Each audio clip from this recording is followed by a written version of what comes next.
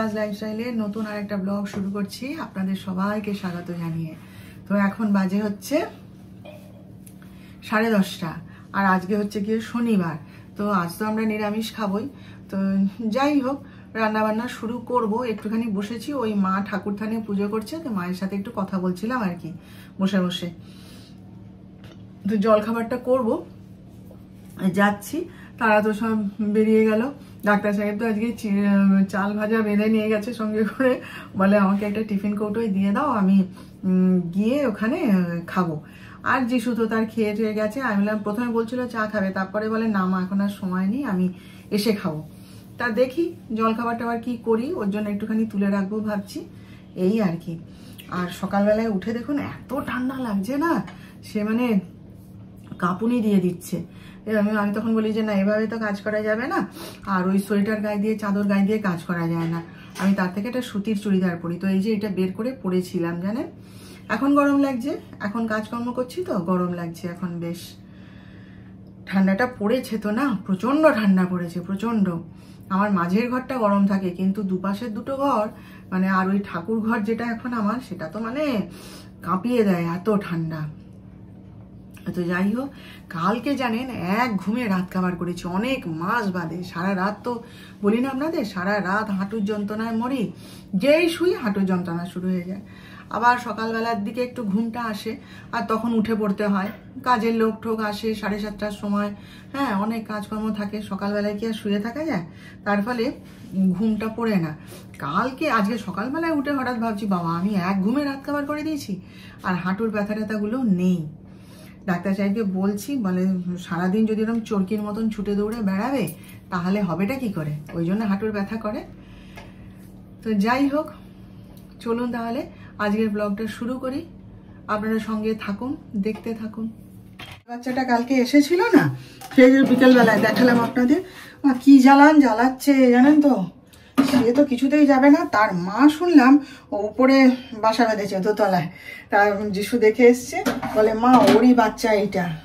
সবাই বলছে সে, তার মা নাকি ওইখানে কি প্যাকিং বাক্স আছে উপরে, তার উপরে নাকি খাওয়া দাওয়া হচ্ছে, শোয়া হচ্ছে, খুব আরামে তিনি আছেন, তারই বাচ্চা এটা। এবার বাচ্চা তো, আর তার ঠান্ডা লাগছে, যত তাকে চট পেতে দিই যা পেতে দিই কিছুতেই শুনবে না জানেন, খালি ঘরে ঢুকবে। তারপরে আর খালি বারান্দায় বেরোনোর উপায় নেই, খালি পায়ে পায়ে জড়ায়। আমি তুই পায়ের তলায় চিপা হয়ে যাবি, ওইটুকুটা বাথরুমে যাচ্ছে, সে আমার পিছু পিছু যাচ্ছে, আমি চলে জল ঢেলে দেবো গায়ে। সে কিছুতেই মানবে না জানেন, শুধু কাউ কাউ করে যায়। তারপরে তো দেখি 8:30 9টার সময় দরজা খুলেছি, দেখি নেই। আমি বলি ভালো হয়েছে, বাঁচা গেছে বাবা। আবার সকালবেলায় মানে ভোরবেলা উঠে আমি বাথরুমে গেছিলাম, তখনও ওকে দেখতে পাইনি।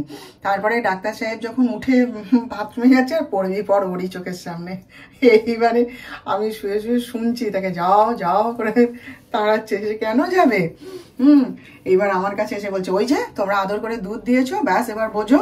হ্যাঁ, একদম যেন ঘরে না ঢোকে। বেড়ালের লোম কিন্তু ভীষণ বাজে, ভীষণ সাংঘাতিক, আর রাস্তার বেড়াল, এই সমস্ত বলছে। আমি চুপ করে শুনছি। এবার আবার তাকে মায়াও লাগছে, এসে বলছে ঠান্ডা লাগছে বুঝলে, বাচ্চা তো ঠান্ডা লাগছে, লোম টোম ফুলিয়ে বসে আছি, কি করি বলো তো। আপনি কিছু করতে হবে না, ও তার কাউ করুক, করতে করতে একসময় চলে যাবে ঠিক। তারপরে এখন দেখছি আবার নেই, আবার আসবেন তিনি। হ্যাঁ, রাস্তাটা চিনে গেছে। কালকে কনাকে বলছিলাম, বলে ও মামি তাহলে ওকে কেউ ছেড়ে দিয়ে গেছে মনে হয়, নইলে ও তোমার ঘরের রাস্তা চিনলো কি করে, আর এই গ্যারেজের ভিতর দিয়ে গ্রিল দিয়ে ও রাস্তাটা চিনলো কি করে, কি জানি বউ, জানি না। কি ঠান্ডা হাওয়া দিচ্ছে বাপরে। দাঁড়িয়ে আছি দরজাটার কাছে। এই যে মায়ের এইমাত্র পূজা হলো, ওই যে দেখুন এইমাত্র পূজা সেরে গেল। কি ঠান্ডা হাওয়াটা দিচ্ছে না, কাঁপুনি দিচ্ছে। আর ডিসেম্বর মাস, পৌষ মাস পড়তে গেল, ঠান্ডা পড়বে না বলুন।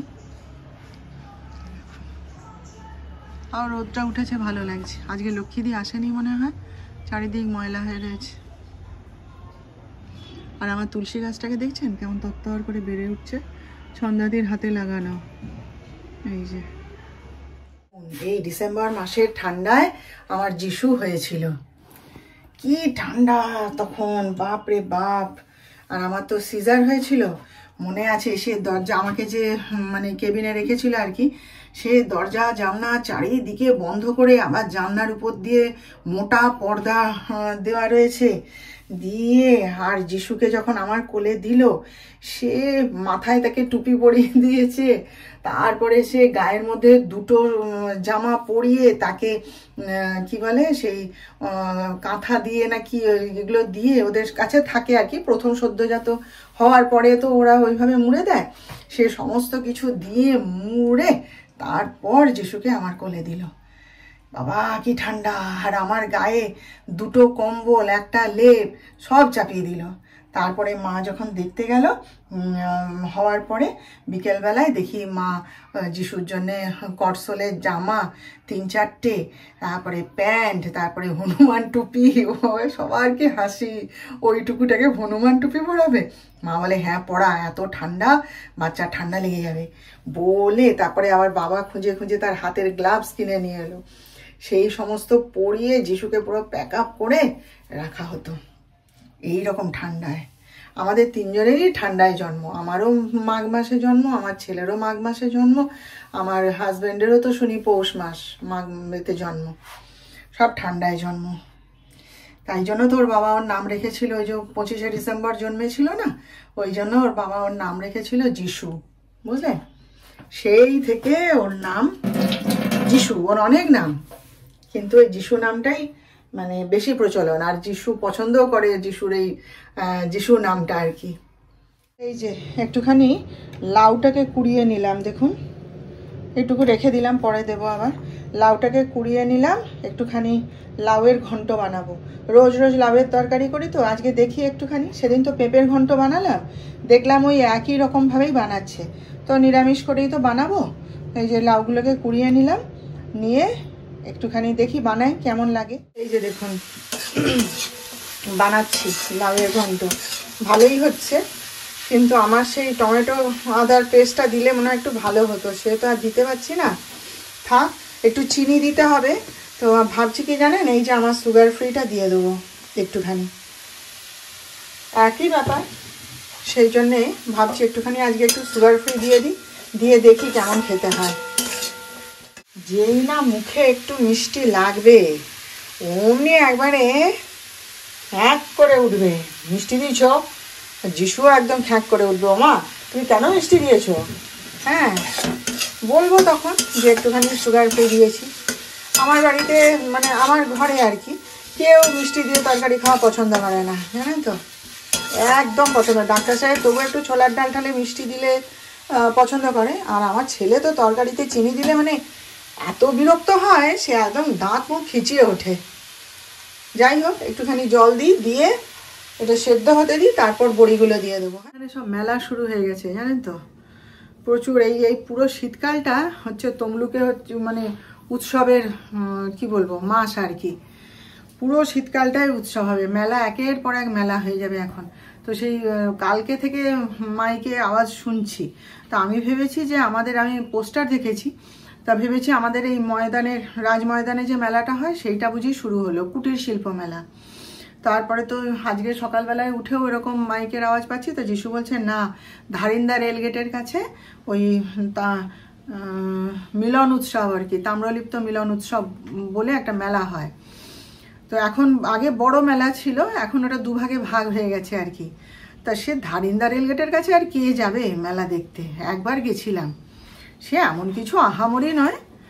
আর আমাদের এই কুটির শিল্প মেলা যখন হবে তখন দেখি যেতে পারি কিনা, বাড়ির পাশেই তো। আগের বারে আমি আর আমার ছেলে মিলে গেছিলাম, যিশু বলে চলো ঘুরে আসি, তখন তো অত কাজে ব্যস্ত হয়নি, সবে মাত্র এসছে মুম্বাই থেকে, বলে মা চলো ঘুরে আসি একবার। আগের বছর না তার আগের বছর আমি গেছিলাম, তার আগে তো বন্ধুদের সাথে যেতাম, যিশু যখন মুম্বাইতে পড়াশোনা করে তখন বন্ধুদের সাথে যেতাম। এবারে কি করব জানি না, ওই যে বললাম কটা কাপ কিনতে হবে।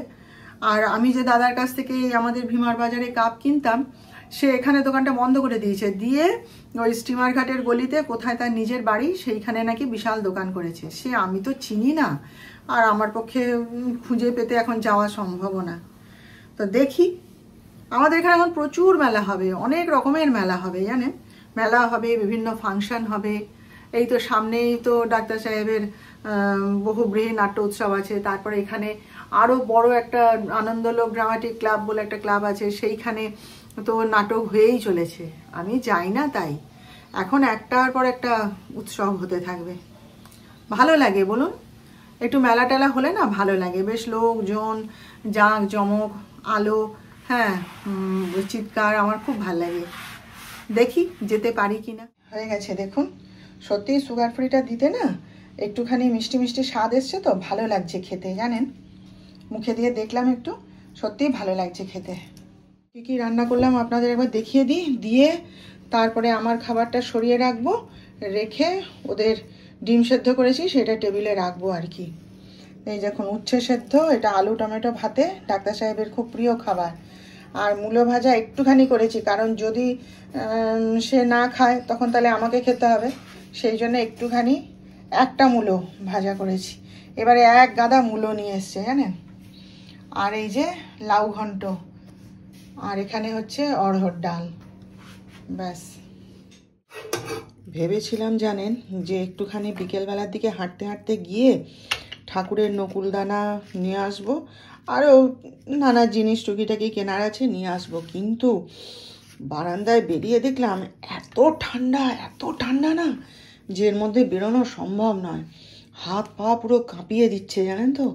ঘরের ভেতরটাই এতদিন বলছিলাম না গরম, এখন প্রচণ্ড ঠান্ডা।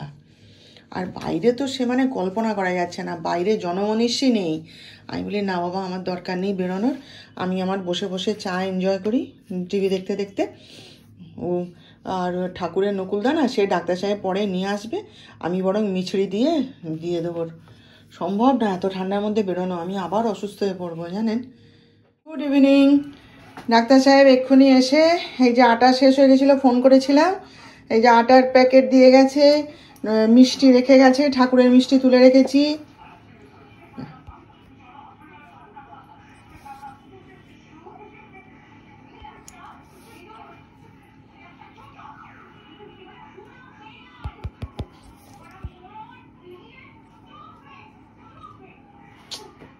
না বেরিয়ে না খুব ভালো হয়েছে জানেন তো, মানে খুব সঠিক ডিসিশন নিয়েছি।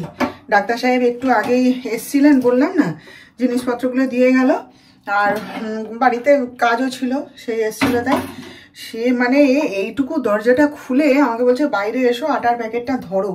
আমি এইটুকু দরজা খুলে যেতে পারছি না। আবার তুলসী তলায় প্রদীপ জ্বালতে গেছিলাম, বাবারে কাঁপুনি দিয়ে দিয়েছে একবারে। শেরদাঁড়ার মধ্যে একদম কনকন করে ওঠে, এমন ঠান্ডা। আমাদের তমলুকে বোধহয় একটু বেশি ঠান্ডা পড়ে, কি জানি, এত তাড়াতাড়ি এত ঠান্ডা। তাহলে এরপরে না জানি আরও কি হবে। হোক, যত ঠান্ডা পড়বে তত আমার ভালো লাগে, আমি খুব এনজয় করি ঠান্ডা। হ্যাঁ, আর যিশুকে ওই যে আমি বলছি ঠিক আছে আমি চাটা করছি, তুই ততক্ষণ তোদের লেপ কম্বলগুলো নামিয়ে ফেল। একটা পাতলা ওই কমফোর্ট গায়ে দিয়ে শুচ্ছিলাম, কিন্তু হয়নি, কালকে রাতে প্রচুর ঠান্ডা লেগেছে আমাদের। আর যিশু সে পাতলা একটা কম্বল নিয়ে, না না মা আমার লাগবে না, আমার ঘরে আমার অত ঠান্ডা লাগে না, আমি অনেক রাত অবধি জেগে থাকি, আমার অত ঠান্ডা লাগে না, এইসব কথা টথা বলে একটা কম্বল নিয়ে শুয়েছিল। আজকে দুপুরবেলায় বলছে না মা বড্ড ঠান্ডা লাগছে, কম্বলগুলো নামাতে হবে। আমি তুমি তাই বলে এসছি, তুমি সব নামাও উপর থেকে, অত উঁচুতে তো আমি হাত পাবো না, তুমি সব ঝেড়ে পুছে নামাও, আমি ততক্ষণ চাটা করে নিয়ে আসছি। তো চলো না, চাটা হয়ে গেছে, তাহলে আজকের মতো রাখি। আর কি, লেপ কম্বলগুলো সব নামানো হয়েছে, সেগুলো সব সেট করি, বিছানায় পাতি ভালো করে। ডাক্তার সাহেব তো এখনও ফেরেনি, 10:30 বাজতে যায় দেখুন। আজকে মানে এত ঠান্ডা তো বাইরে, সে মুখে মাস্ক পরে, ভিতরে একটা জ্যাকেট পরে, তার উপরে সেই হুডি পরে, হ্যাঁ, সে পুরো একদম মানে যা কিছু আছে সব গায়ে চাপিয়ে তারপর গেছে। আর এই রাত বাড়ছে, আরও ঠান্ডা না বাইরে, তো মানে কনকনে ঠান্ডা।